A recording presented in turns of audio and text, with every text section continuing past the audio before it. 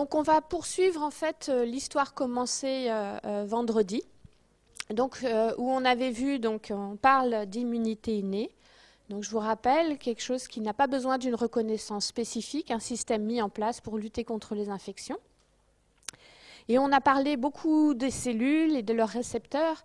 Et finalement, là, on va plus parler de ce qui active ces cellules et qui interagit avec ces récepteurs et quels sont les médiateurs, c'est-à-dire les molécules, les protéines qui sont impliquées dans ce système. Donc, vous reconnaissez cette diapositive où, pour activer l'immunité innée, on a besoin d'un signal de danger qui soit d'origine cellulaire, c'est-à-dire la preuve qu'il y a eu une destruction tissulaire, une destruction cellulaire, ou qui soit des médiateurs d'origine bactérienne ou virale ou fongique. Donc reconnaissance de systèmes qu'on appelle les molécules de danger. On a parlé des cellules qui étaient impliquées, et là nous allons parler du composant humoral, donc tout ce qui est, pourquoi on disait humoral? Humoral, c'est toutes les protéines qui sont dans l'humeur, c'est-à-dire qui ne sont pas des cellules, qui sont le reste, ce qui circule. Donc c'est le milieu extracellulaire. Le premier gros système impliqué dans cette immunité innée, c'est le système du complément. C'est un mécanisme qui est dû à l'activation d'une cascade de protéines et qui a été découverte au début du XXe siècle, et on l'appelle complément parce que c'était quelque chose contenu dans le sang, donc dans le sérum ou le plasma quand on a retiré les cellules, et qui complétait, c'est-à-dire qui augmentait l'activité des anticorps. Donc les cibles, c'était des cellules, et on s'apercevait que si on rajoutait ce composé qui est présent dans le sang circulant, eh bien on augmentait une lyse cellulaire ou une lyse bactérienne. Et également, on s'était aperçu que si on chauffait ce sang avant de l'ajouter au milieu de culture, eh bien on faisait disparaître cette action cytolytique. Donc c'était une substance thermolabile, c'est-à-dire que quand on chauffait, on fait disparaître l'action. Qu'est-ce qui active ce système du complément? Eh bien, ça va être des reconnaissances physico-chimiques particulières qui vont induire un système de cascade enzymatique de protéines et qui vont transformer ces protéines en des protéines inertes et en protéines biologiquement actives. C'est un système très très ancien, c'est le système le plus ancien qu'on retrouve dans l'évolution qui se rapporte à l'immunologie. Donc il va y avoir des protéines qui circulent dans le plasma, et puis il va y avoir également des récepteurs cellulaires et des protéines membranaires. Et ce système participe à la fois aux réponses innées, et vous l'avez compris également à l'immunité adaptative qu'elle va aider à initier.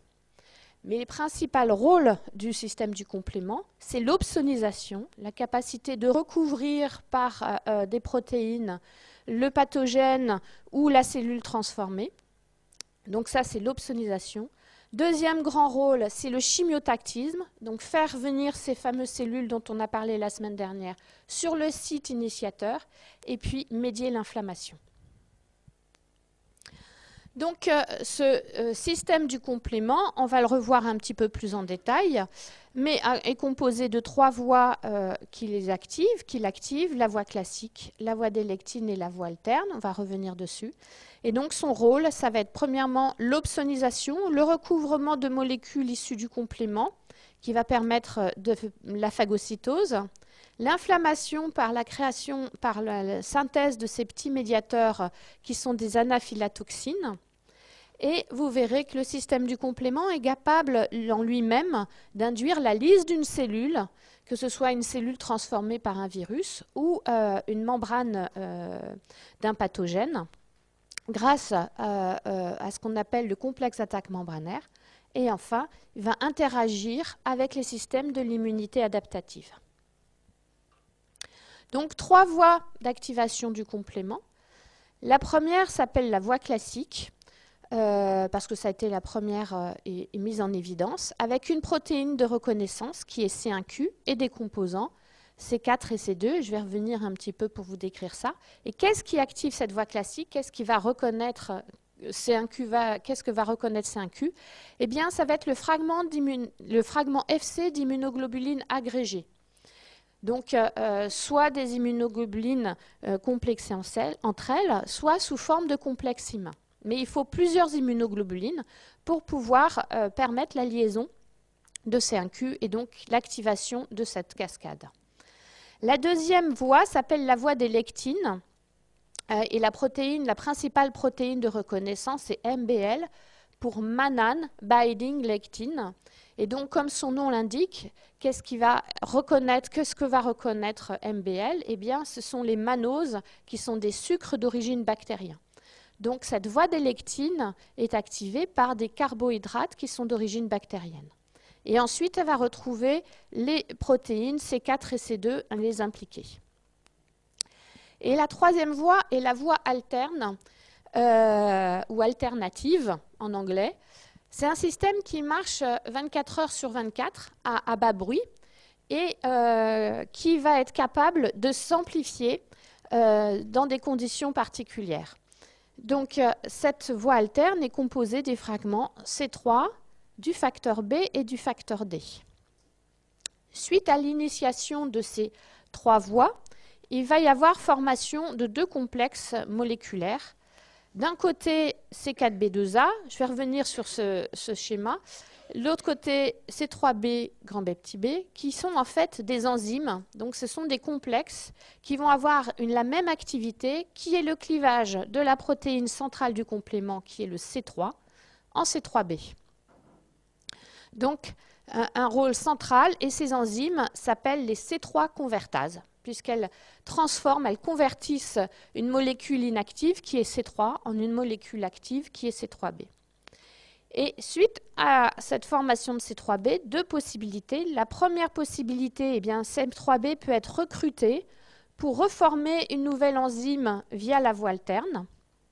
Ou enfin, C3B peut aller se déposer et se lier de façon covalente à la surface des pathogènes. C'est ce qu'on appelle l'opsonisation. Et si cette opsonisation est efficace et qu'il n'y a pas de régulateur et que le système du complément continue à s'activer, eh bien, il y a ce qu'on appelle activation de la voie finale commune qui va aboutir à la formation de ce complexe d'attaque membranaire et qui va permettre de détruire directement la cellule en faisant un trou à travers sa membrane cellulaire. Donc, on va revenir un petit peu plus en détail sur chacune de ces trois voies, juste pour vous expliquer comment ça s'active et comment ça se forme. Donc, pour la voie classique, je vous ai dit, qu'est-ce qui active la voie classique? Eh bien, c'est le fragment FC des immunoglobulines qui doivent être complexés. Donc, les IgM, ce sont des très bons activateurs du complément parce qu'elles sont spontanément sous forme pentamérique. Donc, il y a 5 immunoglobulines qui sont complexées. Donc, on a directement un activateur. Et pour les IgG, eh bien, c'est principalement les IgG1, IgG2 et IgG3.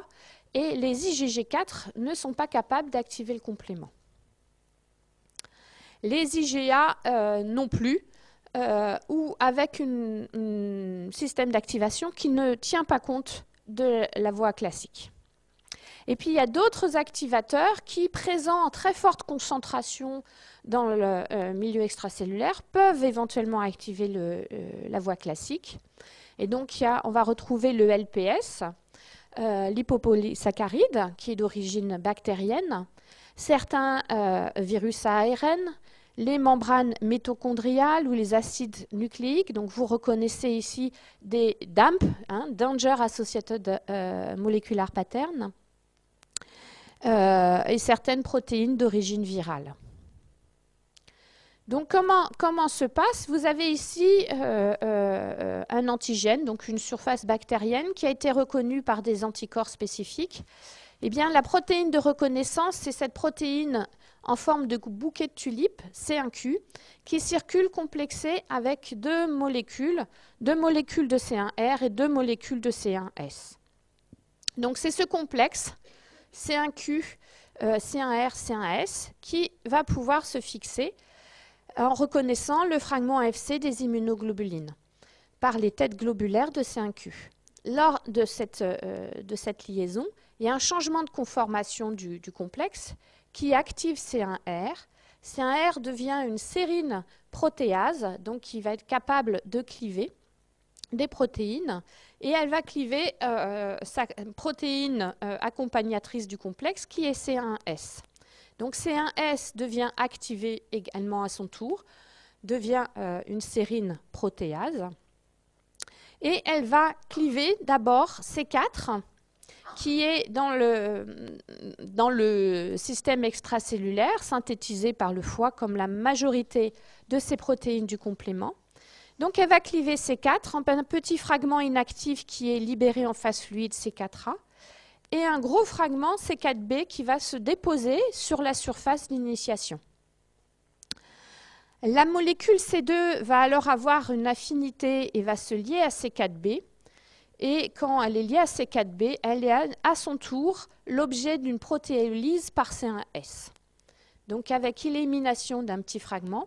Et il nous reste sur la surface activatrice ce complexe C4B, C2A, qui est la C3 convertase classique, qui est le complexe enzymatique qui va être capable de cliver C3 en C3A, qui va être libéré, mais qui est une anaphylatoxine qui va médier l'inflammation, et C3B qui va pouvoir se déposer sur la surface de façon covalente et donc permettre ce qu'on appelle l'opsonisation.